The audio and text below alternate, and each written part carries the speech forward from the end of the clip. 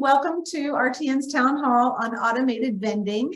We're excited to host this hour of automated vending. What's happening, right? What's new in this exciting new channel? A lot of restaurants might be joining us to better understand how can I sort of transport something that I have that's easily packaged and sold in a vending machine, especially because the vending machines of today have come leaps and bounds above where we used to be when it comes to vending.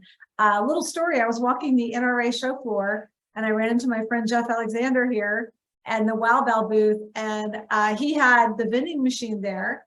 And it was so cool because I got to experience it. It was like a little countdown, right after you ordered, and then the hot bow came out and it was in this beautiful packaging that had like a cellophane, like peel back top to it. And I went over and sat down in the open table booth because they had an open table, and it was delicious. And I was so surprised at how fresh and delicious it was. So it kind of got me thinking about hosting a town hall on this very topic, since it's kind of a growing channel for restaurants who are looking to kind of capture additional revenue streams in different places and maybe out of the four walls of the restaurant, as we all have been doing in the off-prem world running quickly since COVID. So I'm happy to be here with my friends to introduce you to this topic and to talk about it. I would love for the folks on the call to volunteer their chat messages and raise a hand if you want to chime in. We're going to have a little Q&A at the end of this thing.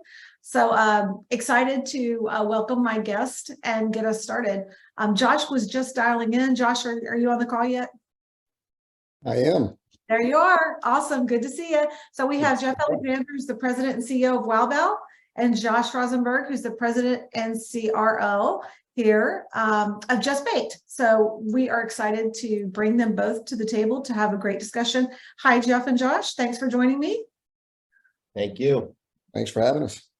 And so let's talk a little bit about how this is going to flow. We will talk about just the opportunity that automated vending presents to the restaurant industry, just a big overview, maybe a couple of the opportunities and trends. Josh is going to give us some high-level insight from his perspective.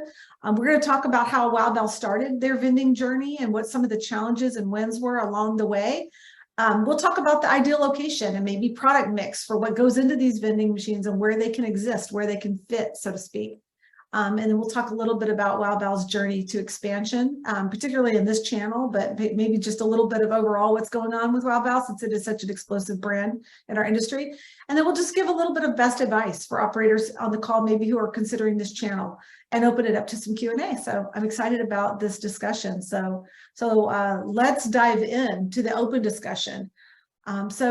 Let's talk a little bit, Josh, about that market opportunity and just a little bit about, I saw on LinkedIn that you just announced that you have 200 locations now. So congratulations on that news.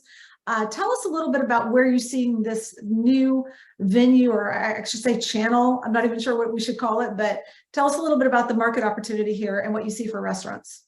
Yeah, first of all, it's not necessarily a new concept. I mean, the convenience services industry has just in the United States over 4 million unattended retail locations. It's a 95-year-old industry. So we're just now finally bringing technology to market that allows hot food to participate. That's the anomaly. That's the crazy piece of this. And we're 200 kiosks in, as you said. But if you think about it, the evolution, I mean, I started back in 1995 with Coca-Cola. And the whole idea was we needed to put 20-ounce bottle vending machines in the marketplace to reach more consumers. And at that point, everybody kind of shopped at retail. And it was, how do we get within proximity of the consumer so they could drink more? Today, it's no different with food. If you think about the fact that consumers are on the go, we have over 1.4 million workplace locations or institutions. We've got at work, at home, and we're at play. We're constantly moving. Look at what delivery has done for food. And Jeff's going to talk a lot about the way food moves throughout our environment. Bringing automation through food to the consumer within proximity, it's the future. We want food, we want what we want it where we are, when we want it, the way that we want it to be. And that's the trend. That's what consumers expect today, and that's what we're trying to do. A recent survey published by Vending Times of 1,000 consumers, 60% of them said they'd rather have automation than to deal with a human. Think about that. When you go and get in line, they'd rather deal with automated attendant than to deal with human interaction. And a lot of that's driven by the way in which we've now grown up. Boomers have kind of shifted aside. They're still a very important part of our ecosystem. But as millennials have grown up and everybody behind that, we've grown up with what? Smart technology. We're used to being in front of what? Exactly what we're doing today. So we're very comfortable with the digital age.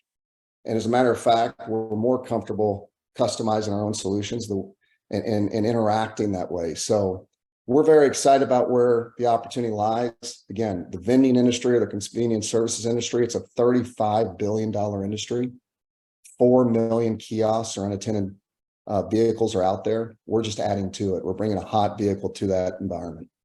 Yeah, and the hot is the key there, and what products can actually fit into that mix is exciting. So, Jeff, let's talk about just the explosive growth of the brand Wow Bao. I mean, obviously, you're in so many locations; it's dizzying. And I know the biggest sort of push is your exciting grocery. That's going to be the CPG brand that is Wow Bao everywhere that you look. So we're all excited we can get our hands on it in a store near us soon. But tell us just about kind of how this vending channel got on your radar. Sure. So first off, thanks for having me, and I'm excited to be part of this. Probably about 8 years ago, we had the idea that we could get involved with hot food vending.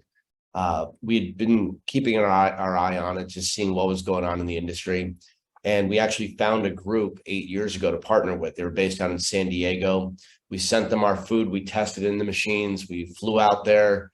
We had a really good relationship, but everything in the technology, arena, especially in the early days, has its hurdles. And the company that we were working with, unfortunately, didn't make it. We never got to launch with them.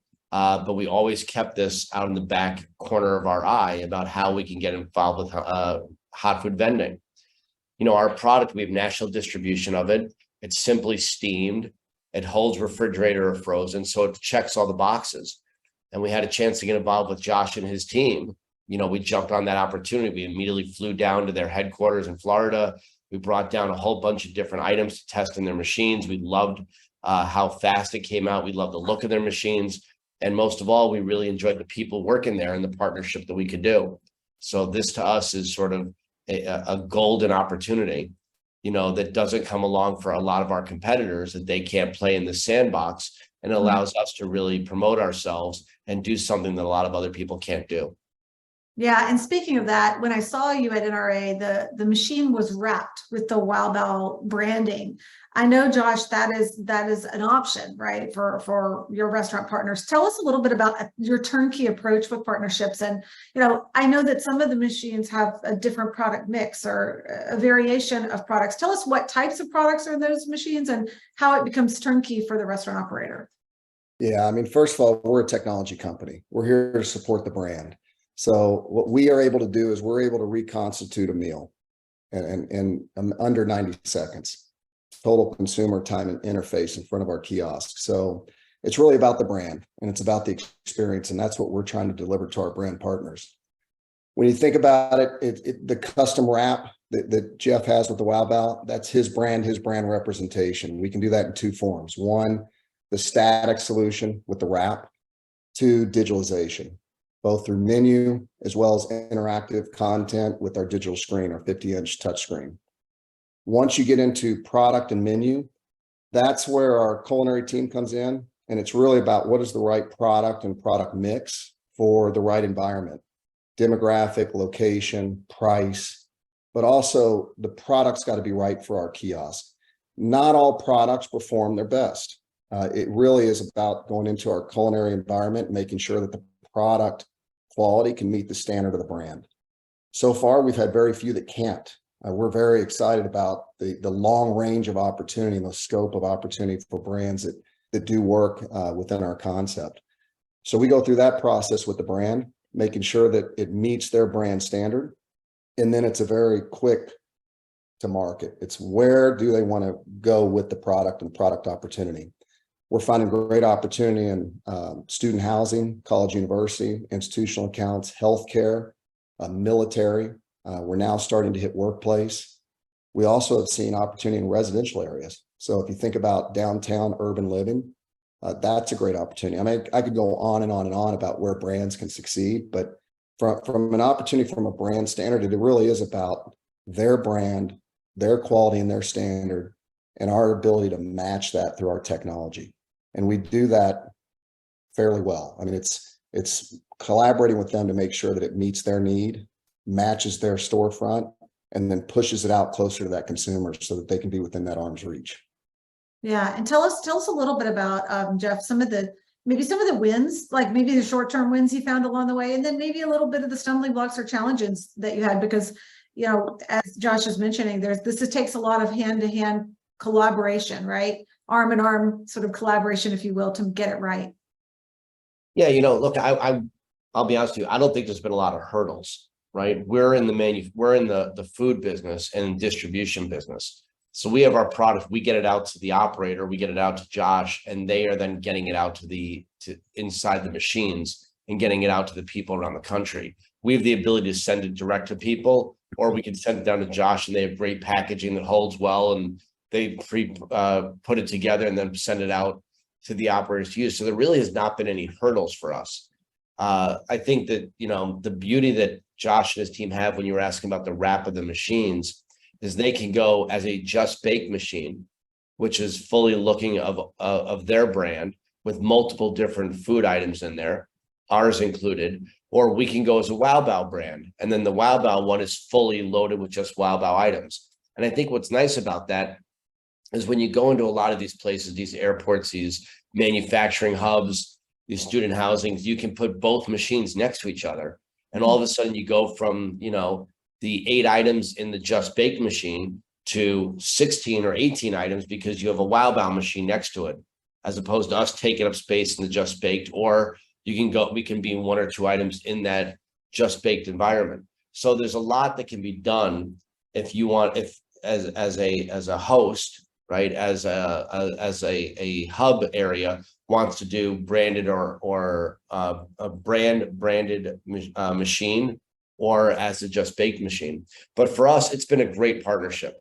I mean, we're really happy that we're able to get our product out there and service the customers who want to be using it, and that the food works so well for the end user that's having it. Yeah. And what other kinds of foods, I would love to know, just Josh, since we don't have anyone here but Wow Bao today, but I know you have a lot of other partners that do other kinds of foods, like you do sliders and cinnamon buns, for example, or, I mean, those are the kinds of things that do well in these machines, right? The things, as Jeff says, that can be, packaged and steamed and presented to the customer in a way that they just taste so fresh. Yeah, it doesn't necessarily have to be steam, but Jeff's products do very well because of the steaming effect. But we're meeting every day part. I mean, we're a 24/7 day part opportunity. I mean, what Jeff talked about as far as bundling, we look at that as a food hall or a food court, because we can meet the breakfast occasion, the meal occasion, and the snack or indulgence. And with our menu, we've got, like I said, a broad breakfast menu. We've got meal variety across almost all meal day parts and cuisines. And then we've got the snack and indulgence, where our cinnamon roll plays very well across multifacets day parts, right? We also have a brownie. We've got a chocolate lava cake. So you think about that as a nice indulgence. I mean, it really does. You crack that thing in the middle and you get a nice lava, the chocolate really does come out very nice. So we have partnerships with White Castle. White Castle is 23% of our sales, believe it or not. I mean, we do very well in that category. So donuts play very well for us as well. So we're thinking about how can we really expand that as an opportunity and a vehicle for us.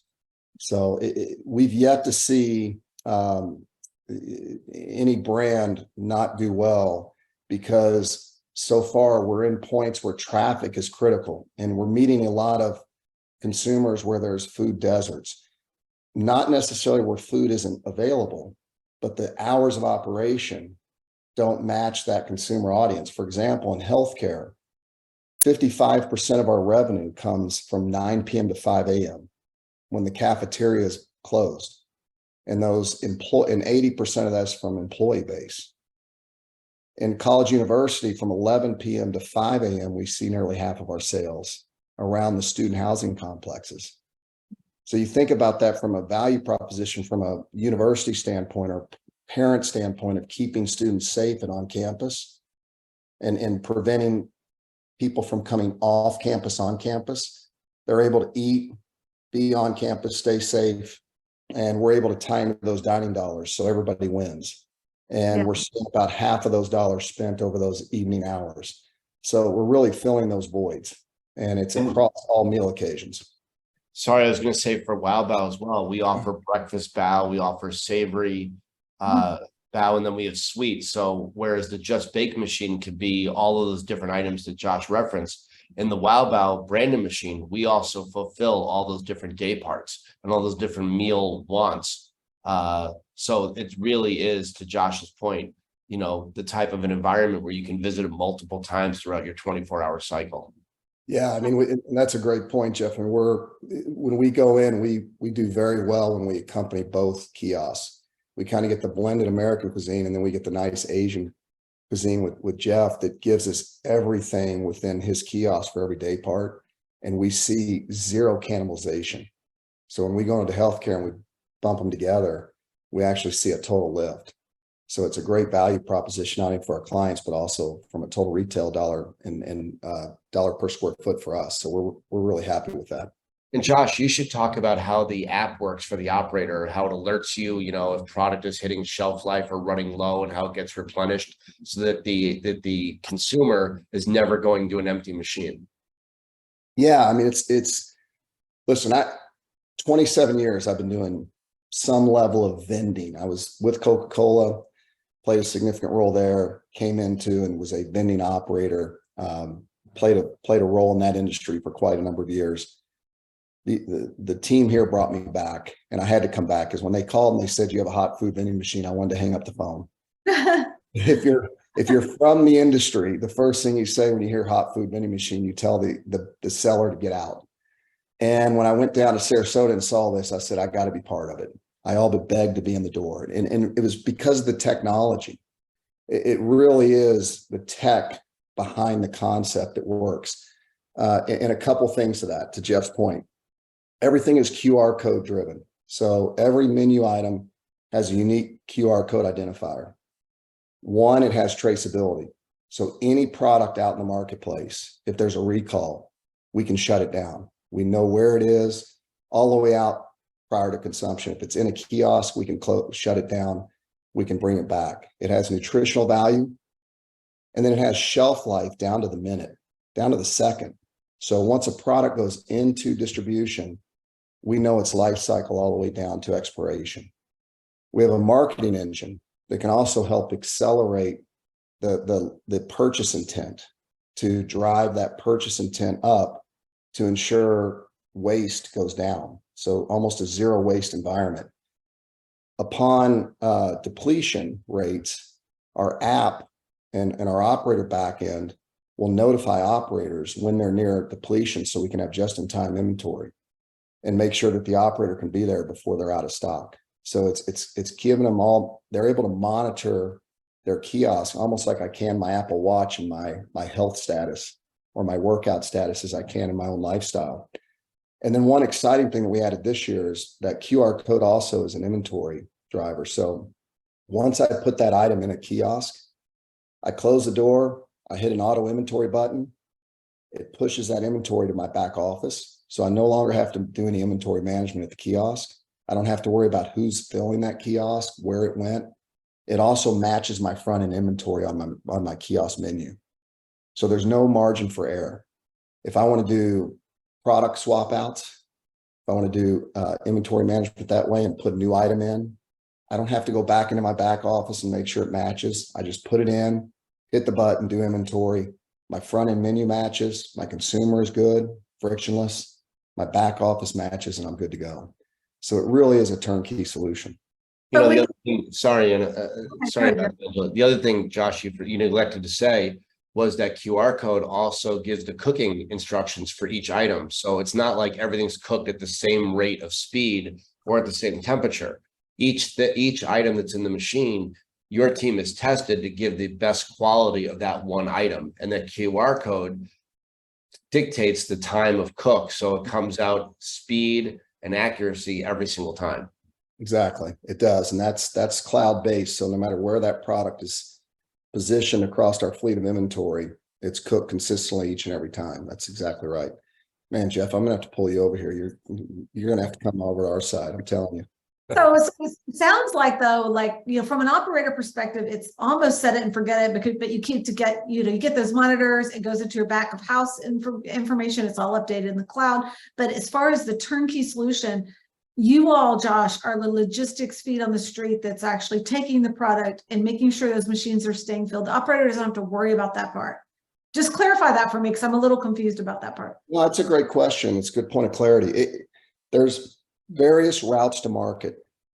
The operator can control their own route to market. So if they wanted to be within their community and extend their store, extend their footprint to a university or a hospital within their community, they could self-fill, they could manage their own extended store kiosk. We have operating partners, third-party partners that could also take that on for them. We've built a network of distribution partners that can do that as well. So there's an opportunity to have your own kiosk and manage it, or to bring your brands forward, partner with us. We place you with a third-party partner that would then do fulfillment on their behalf. Right. As far as the elements are concerned, can this be, this might be a crazy question. Can it be outside? Does it have to have an overhang, or does it have to be in a lobby? Tell us about that. That is not a crazy question. That is a great question, because we get that all the time. Rest areas want us desperately. They would love to add food. Unfortunately, most of them are outdoors. The version we work with today is an indoor only kiosk. It's climate controlled. So we're working towards an outdoor element, climate managed, but today it's an indoor kiosk. Right, a more ruggedized version or something that could exist outside, because you see vending outside all the time, but it's not. I don't think the robotics are as sophisticated as what you're explaining your unit does. Yeah, we've got testing. I mean, we're growing so fast. We just haven't had time to test in the outdoor climate to ensure that it could sustain. That's a long test period to ensure that if we're going to put an asset in the marketplace, we need to know that it can withstand seasonality, humidity, dry. That's a lot of testing that has to be done. We're just not that far along with it yet. But Well, it sounds like there's a big green field of indoor spaces that you need to conquer first. It sounds like there's a lot of places that would like to see this in their, and I'm just envisioning, like a lot of people are putting like the food lockers. Food lockers has kind of become like a big takeout off-prem type thing that restaurants are doing, that have maybe larger lobbies where they're getting more takeout. I would just wonder if this would be an option, almost like an ATM during off hours, to have like a lobby that you could enter and get something and grab it and go. I don't know if that's something that is even being entertained.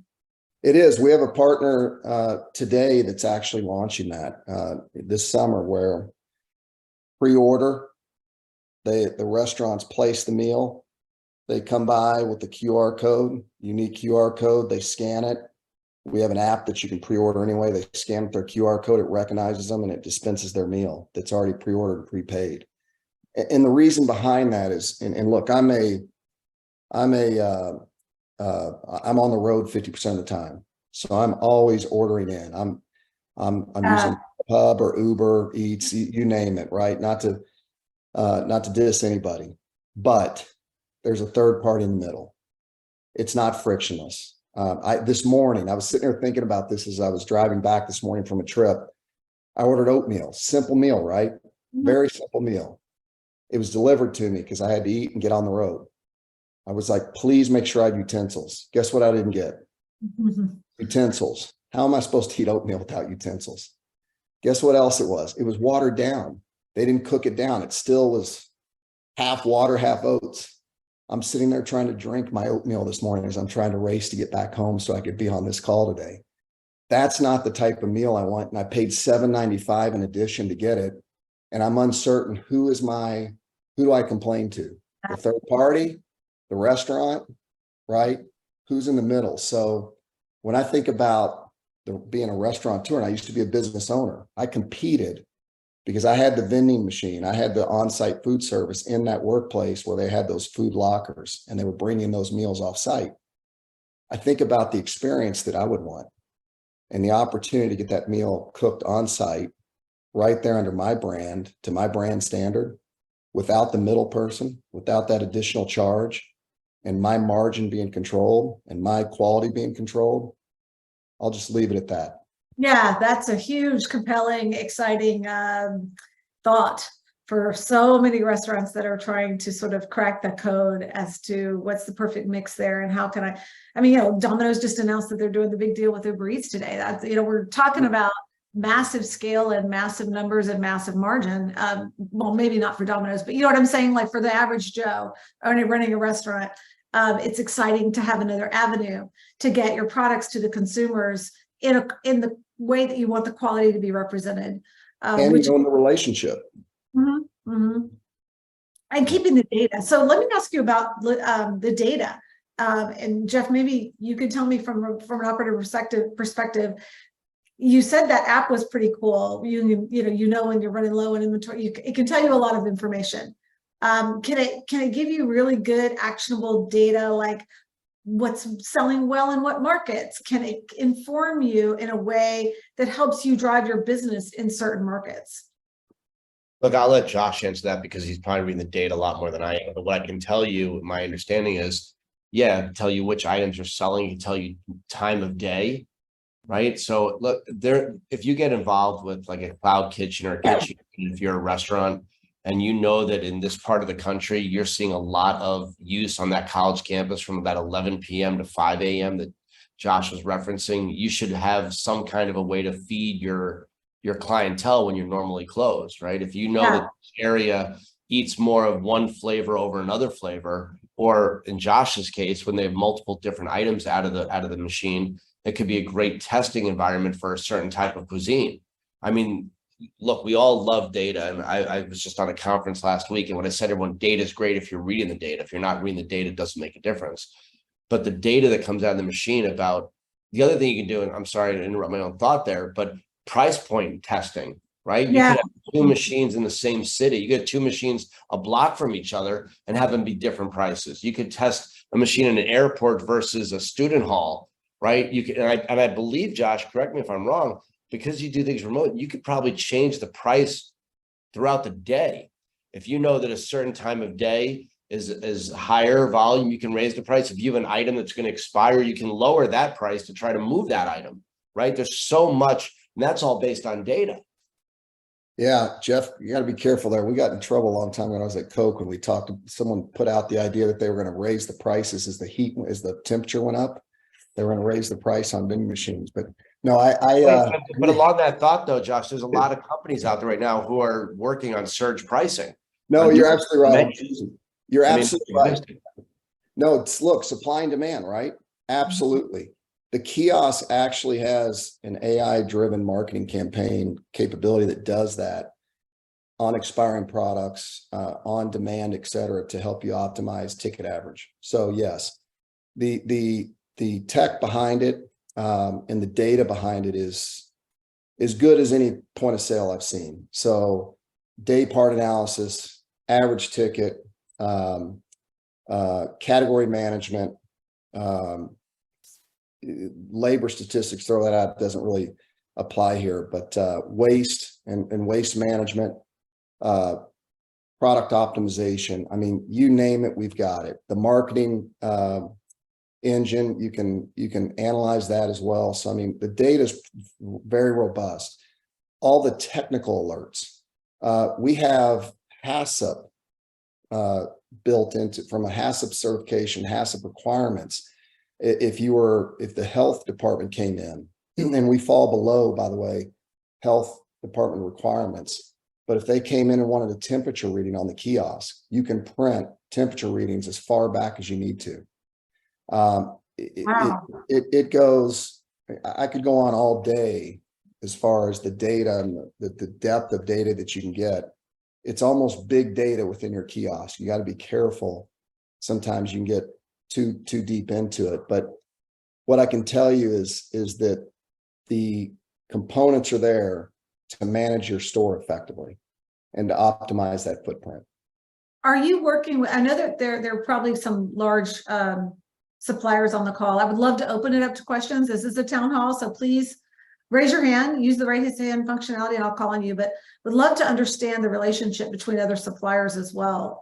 Obviously, you're talking about such a tech angle with this, and that it ties into the back office. So it obviously ties into like your point of sale, you know, inventory, whatever you need to do, right? All of the things you need to buy to like have that extra inventory going out the door on the daily, or who knows, hourly even. I don't know how much volume we're talking about, but would love for anyone on the call to raise your hand if you have any questions or comments, and would love, Josh, you to chime in about just your vendor relationships. And is that something that requires integration?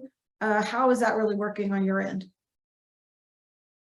Yeah. So, vendor, just before this, I was on a call on a vendor integration meeting. So yeah, there's constant integrations going on. So it just really depends on the partner when we start to talk, looking at what their need state is and how our platform fits their needs. And if there's an integration need to tie into their back end or their back office, that's usually a starting point. So we have a lot of those discussions that are ongoing. What I can tell you is we're open API. Our engineers are quick. This is one of the fastest environments I've ever been in.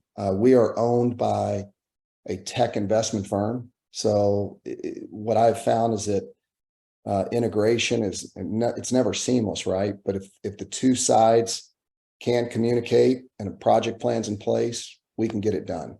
Okay. That's what I've experienced so far in my almost year here. And we've pulled off over 20 integrations so far that I think I've counted. Josh, I think one of the best integrations you have, and again, it's not my business, but what you've done with the college campuses with their meal plans, I think that's an important one to highlight here for the people on the call, because even POS has a problem doing that. When you're entering on college campuses, you can't get into their meal plan, but you guys have figured that out. Yeah, I mean, thanks, Jeff. I mean, we're if you're familiar with college campus dining programs, I mean, I have college kids, so I'm very familiar at this point. But yeah, we're integrated with Transact. Seaboard is the two largest. Formerly known Blackboard was acquired by Transact, but fully integrated with those platforms. We see 3 to 5 times revenue growth when we have those integrations in place with those college partners. We have a campus in particular that's on a Seaboard platform that their kiosk does $14,000 a month. They fill it 3 to 4 times a day when school's in season. So that's the significant opportunity or impact of what those integrations can be. Prior to this, the integration call I was on was actually was with Hayes. And before that was GymCard, which is healthcare payroll deduct integrations. Oh, wow. The pursuit right now is over payroll deduction integrations. If you think about it, particularly in healthcare, they can't carry their wallets and their phones and such when they're on staff. So having that integration with their card is critical, because we were on the call with a healthcare partner today that 9 out of 10 transactions are payroll deduct transactions for their employees. So they did a total of $1.2 million in swipes just in the last quarter with their employees across all their entire system. So when we heard that, we're like, we have to integrate. So yeah, that's amazing stuff. I mean, I'm just thinking back, I worked at eBay and the campus was huge. And we had probably, 20 restaurants in our food hall, different brands represented. Yeah. And we most of us would just use Apple Pay or whatever, but we didn't have it integrated with our payroll. But man, how cool would that be if it were? I mean, and some of it was all free, right? But a lot of it you had to pay if it was a special premium option for lunch or whatever it was. But I would have loved to have had the integration there to, just run around with your badge and swipe things. Or someday we might all have chips in our wrist or whatever it is, or maybe the Amazon pay with your palm, whatever it is. But to have that integrated with a giant food hall like that at a campus, or even at a corporate campus, the potential there is great. Well, and that's a great example too on the corporate campus side is we have our software and our back end allows you to, if a restaurateur were to go into an eBay or Google, and I mean, that used to drive my business. 14% of my revenue in my old company was company paid, fully paid.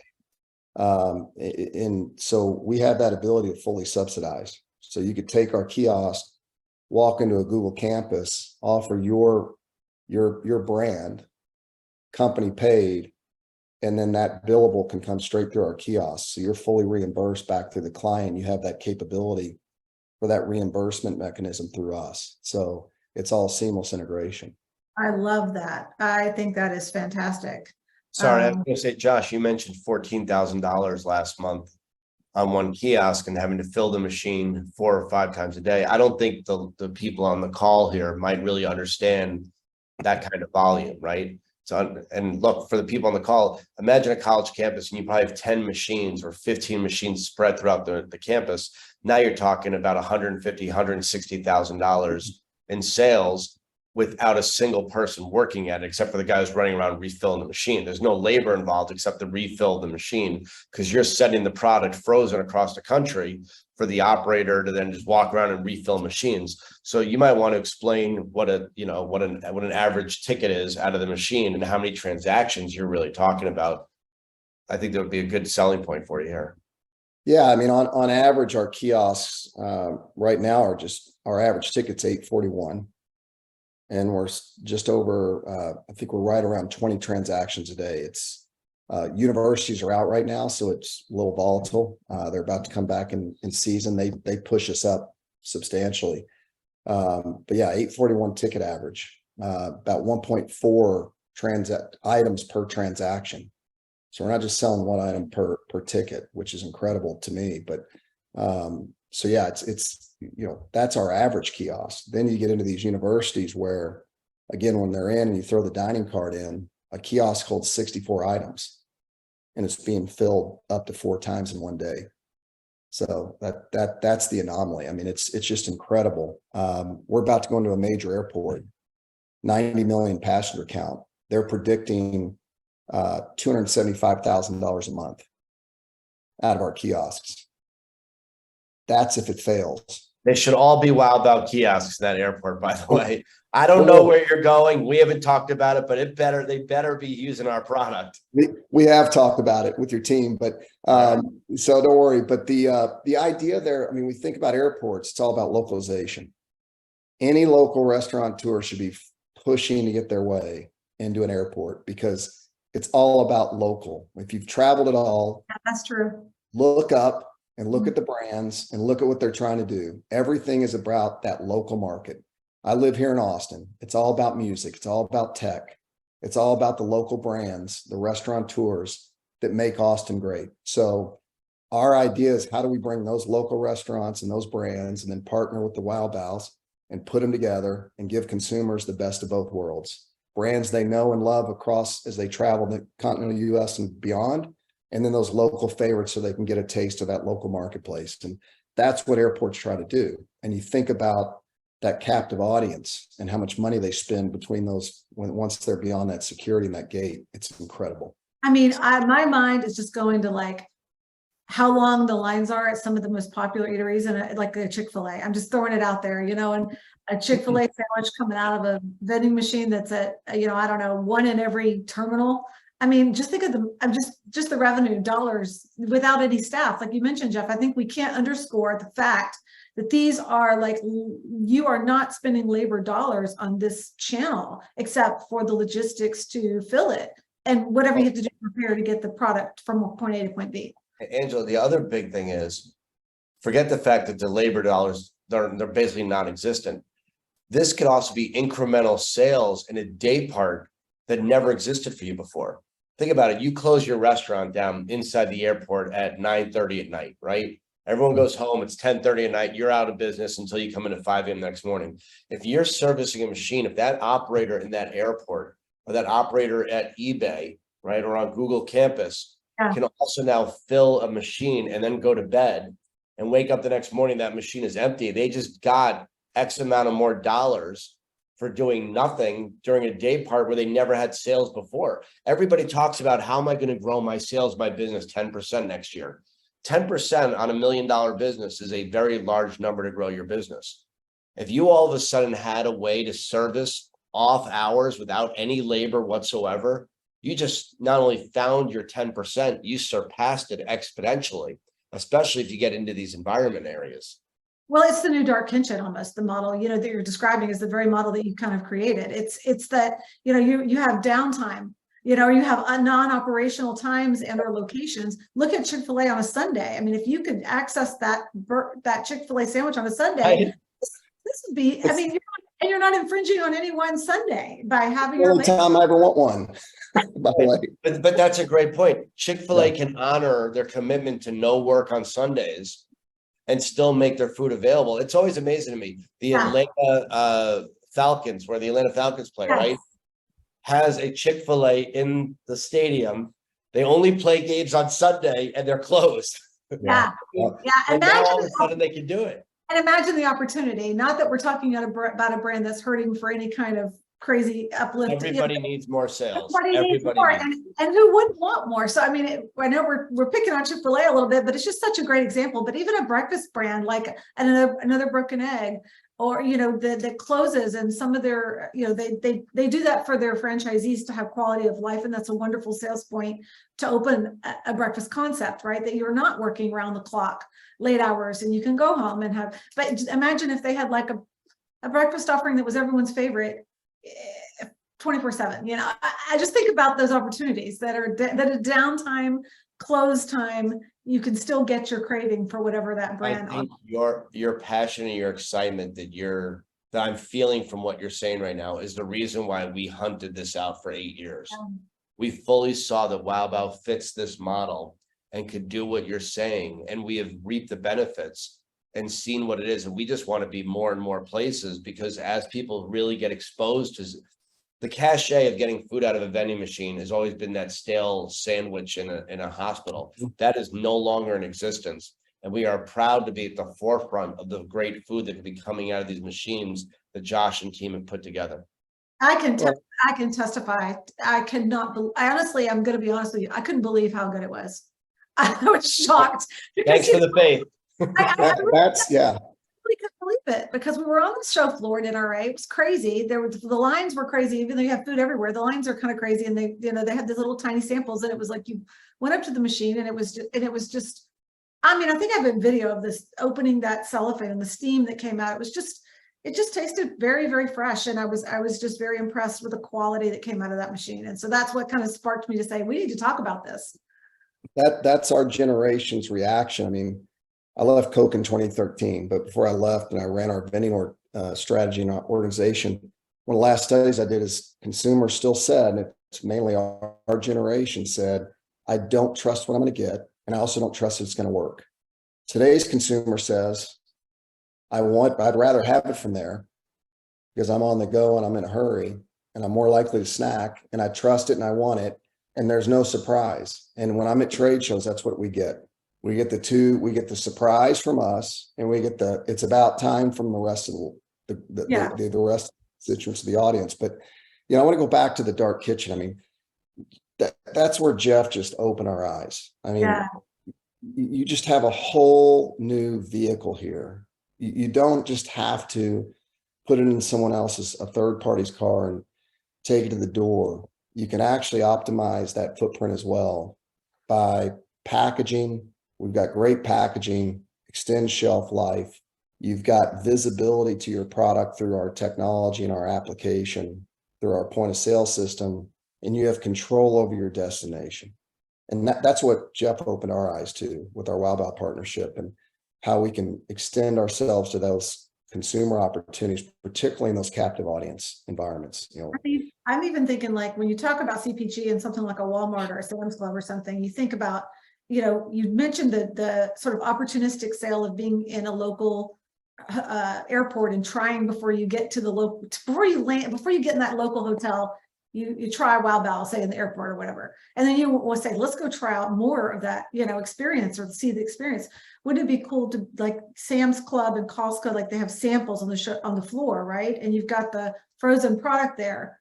You could even have this where a shopper could have, you can even make little tiny ones, and have a sampling or something that comes fresh out of the vending, and then you pick up the whole box of them in the freezer, and you don't have to have people standing in the aisles handing you food with gloves on. 100%. The other thing, just using your Costco example, right, which is famous for their pizza and their hot dogs that they sell so much. Yes. Delicious, right? Mhm. They can't add more food into that food court of Costco because there's no room to cook anything, and they don't want to add the labor. But they could throw in a couple of these machines, and A, it'll feed their staff.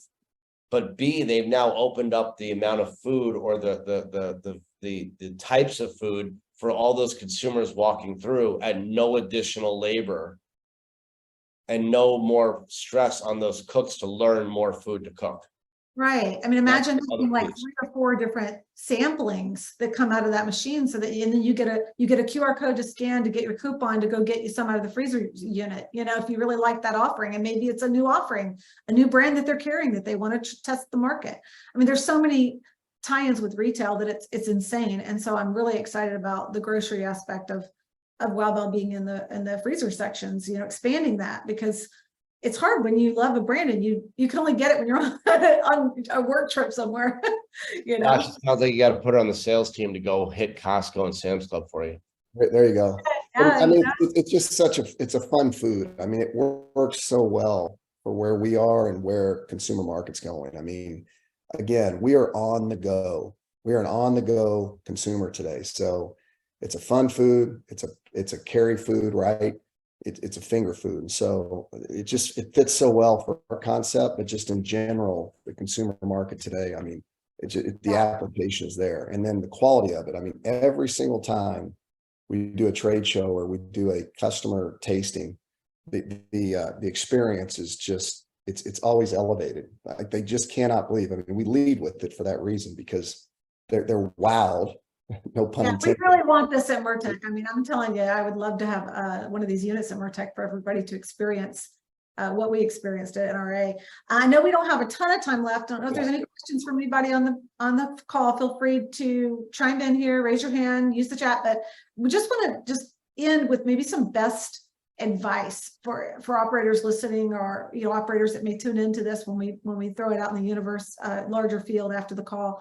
What are the best practice advice? Or like, say I'm interested in this, like, what do I do? What do I start looking at as far as my own operation, maybe from a CEO perspective? Jeff, you can answer that. If I'm looking at this, what are your green flags, or what are best advice nuggets? I guess the question, just to clarify, is if I want to put my food in the machine or if I want to run a machine.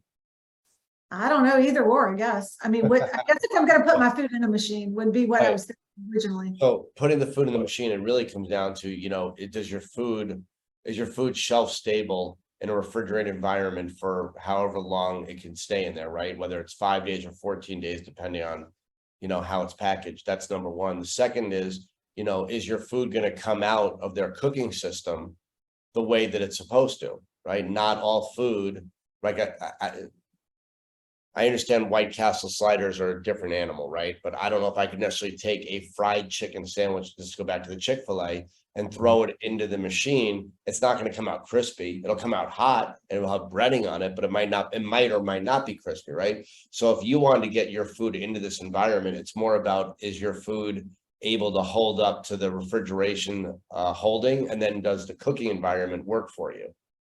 Those are the first two questions. Then the third question is, do you have a way to get that food out to all the machines? We're very fortunate that we have national distribution because of our 600, 700 dark kitchens we have across the country, in our airports and campuses and so on. If you're on your own and you want to start, and you're in Austin, Texas, sitting alongside Josh, and you have an opportunity to be in an airport or on a military base or college campus in the state of Washington, how are you going to get your product there? That's another thing to figure out. Right. So I think those are the big hurdles from an operator standpoint. The other thing that I think is a natural from an operator standpoint, and as an entrepreneur, I'm more versed in this, is, do you think it's right for your brand? Right? Again, we talked about the connotation of the generation who thinks this could be a negative, that your food is in the vending machine. Then there's a younger generation who thinks it's the greatest thing in the world, the convenience it's in the machine. So is it right for your brand? And what's the association? Are you fun, hip, cool, and it tastes great? Or are you, I can't believe you're putting your food in a vending machine? Like that's an internal struggle. And then once you come to terms on it internally, then it becomes, what's the message delivered from your consumer and how are they viewing you? Very, very good points. All of which are great points, especially from a marketing branding perspective, and then obviously quality.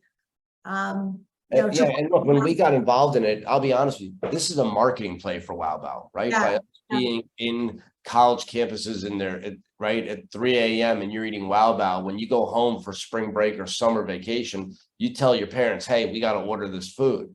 When we're in the hospitals and the military bases, that is a convenience play to get people hooked on our food. Like, we are doing this. And then the shrink wrapping the machine to say Wow Bao, it is fully a marketing play for us.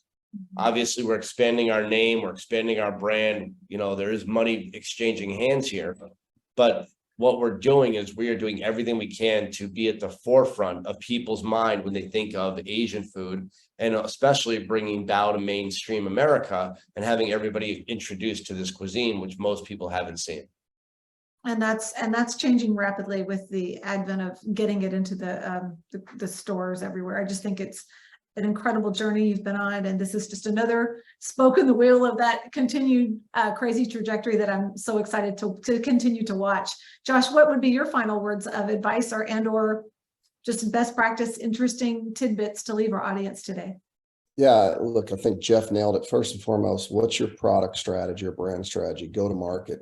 I mean, Jeff, Coke, ours was get in front of the consumer for trial, right? Own that marketplace so that when they go to retail, when they go home, they're pantry stuffing. They want your brand. That was the first and foremost. The second was obviously profitability. Later in life, it flipped. You got to know that going in. And then part of that is knowing your value chain as well, because if you're not going to distribute yourself, you're not going to make that investment, just like you would in brick and mortar, where this becomes an extension of your own store, and you're going to rely on other parties. You've got to know the value chain, because now you're putting other hands in the pot and everybody has to win. So you got distributor, you got third party, you got consumer share a wallet, and you've got to understand that margin or markup that everybody has to have from your cost of goods or production to consumption. I think that's something that when a lot of people come to us, they're really excited, and they know their exit price on their menu might be $8.99, and they want to get to us. And they're like, I want to be everywhere. And then we show them the model of distribution and outcome. And now their product's $11.99. I can't do that. And they're frustrated. So you got to go through that modeling as well to make sure that you can exit at a point in which the consumer is still willing to buy and your product integrity stays intact. So I think that's key. And I think Jeff hit on all the other critical points. Yeah, and I think piloting is probably such a critical thing, because it is such a new, and like you said, just the price point. And if you do the dynamic pricing and all the data, and you just have to I think you have to just jump in and try it if it fits. You know, you all have to try it and just see. I mean, obviously, you all help people do those small form pilots just to make sure that they feel good about moving forward. So we do, and we have teams. I mean, my team is set up to do that. I mean, we've been at this long enough now, and we've had enough learnings that we can quickly help somebody determine what's the right go-to-market strategy, what's the cost and price model, and if there's a pilot to be done, we can get that done quickly. Listen, we're 200 in. We have 2,500 kiosks paid for. We have, I think, 700 on U.S. soil ready to deploy. So we're hungry. We're looking for partners. We've invested in the resources to do so. So don't be afraid to ask. Just be open-minded to the answer, and we'll be willing to partner. So we're excited about this, and we would love to see local market, national chain come forward and see what we could do with them. yeah, that's super exciting.